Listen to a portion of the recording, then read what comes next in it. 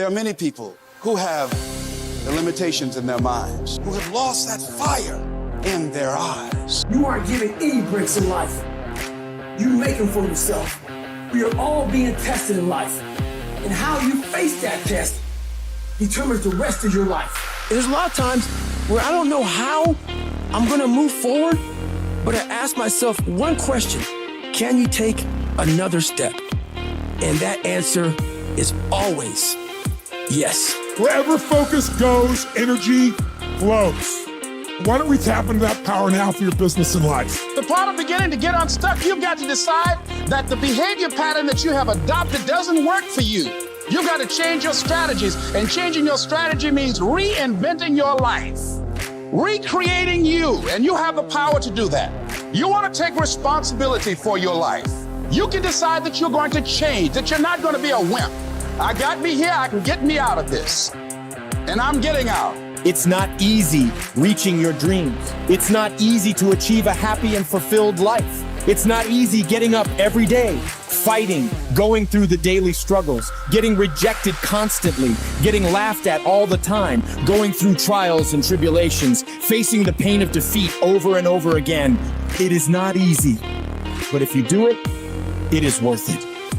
If people ask you, say, how you doing? Even if you're having some difficult times, say, I'm blessed and highly favored. Because anytime you wake up and you don't have a white chalk outline around your body, it's a great day. You gotta tell yourself that no matter what gets in my way, I'm gonna keep going.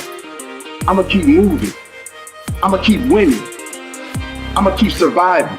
It's everything that you want because you went through that pain of that journey that felt like it wanted to just knock you down. You know what? You can't do it. Understand that it's going to be trials and tribulation. That we'll have storms, but they will have sunshine after the rain. But that depends on you and how bad do you truly want it. Nothing in life will hold you back if you trust in yourself and you trust in the process. And at the end of this race, guys, you're going to be more capable. Through that effort, builds the character, the person you want to be at the end. Accept that. And so I say to you, it's possible you can live your dream. If it's becoming a diamond, if it's having more, it's achieving more, it's possible you can live your dream. It's necessary that you have a plan of action, that you're resilient, that you stick to, that you have the vision and never give up, that you become creative and relentless and keep on coming back again and again and again, and that it's you that you got to take personal responsibility to make it happen. And when life knocks you down, jump back up and say, it's not over until I win. What does success look like? What does it take? Human being has come with such open sense of possibility. Those who are committed to being successful with whatever they're doing, one important aspect of their life is what gets you across so many lines in our life, so many barriers in our life. This happened in your school, maybe later in your university, later in your work. It's happening to people, maybe not everyone, but to a whole lot of people. Their commitment to success is weak. They want to succeed. They will take 3 steps. Then something little interesting happens here. They will go away here. They will go away there. They will go away there. Hey, I want to live. Their commitment to success is weak. Either situations around them in some way, situations can impede you from doing what you're doing very easily. Many times it happens to everyone. But when this happens, people weaken their commitment for their success. Maybe physically they'll feel a little weak. They will weaken their commitment to success. Maybe their emotions slosh around a little bit. They will weaken their commitment to success. So our commitment to success should not weaken because there is social drama going on, or physiological drama, or psychological drama. Whatever happens, your commitment to success should not weaken.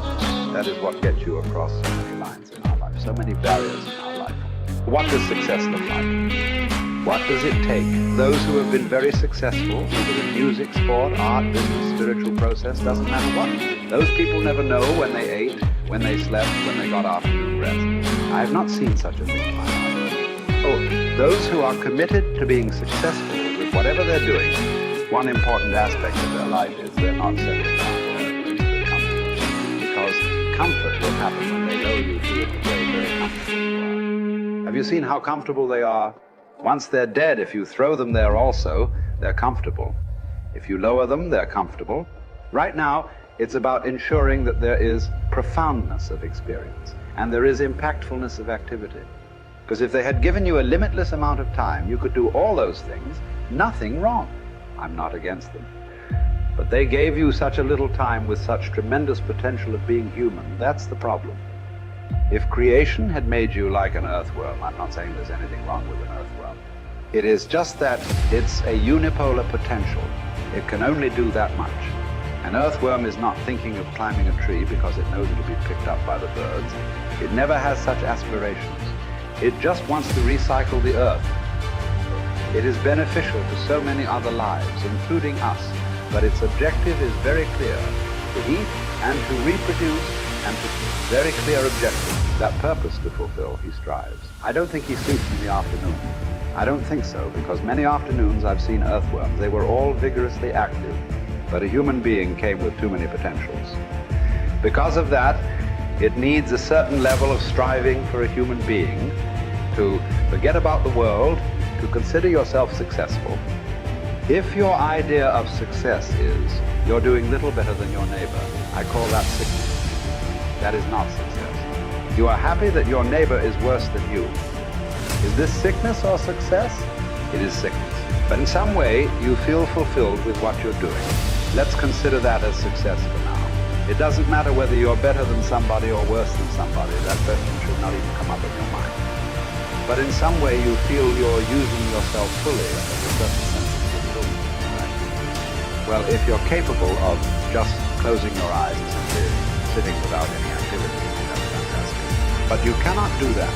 You cannot do that right now. In the states that you are, you can't simply close your eyes and become still.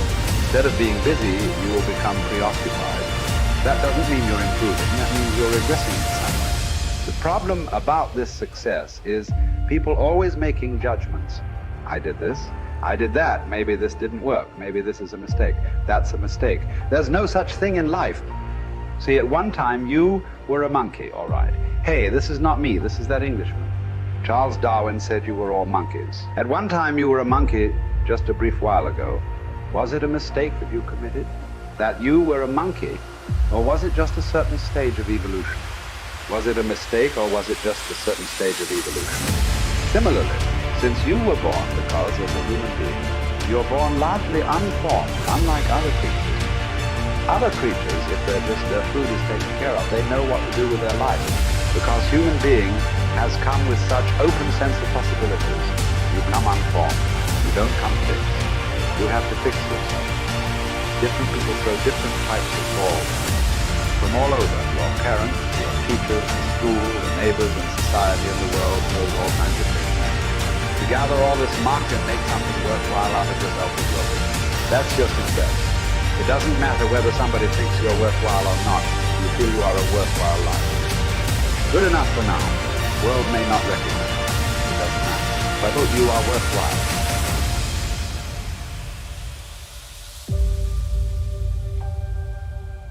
It's hard to say what the soul means metaphysically because, say, beyond the confines of a single human being, we do have this sense that the soul can expand itself into something that's greater than it has been. It has this capacity for growth. And we do have this sense that the soul can expand itself to the point where it's enlightened, for lack of a better word, that it's working as efficiently as possible to transform everything that's unnecessarily painful and malevolent about the world into what's positive and good. And that it does that as a consequence of confronting the world with courage and truth. And I think that's right.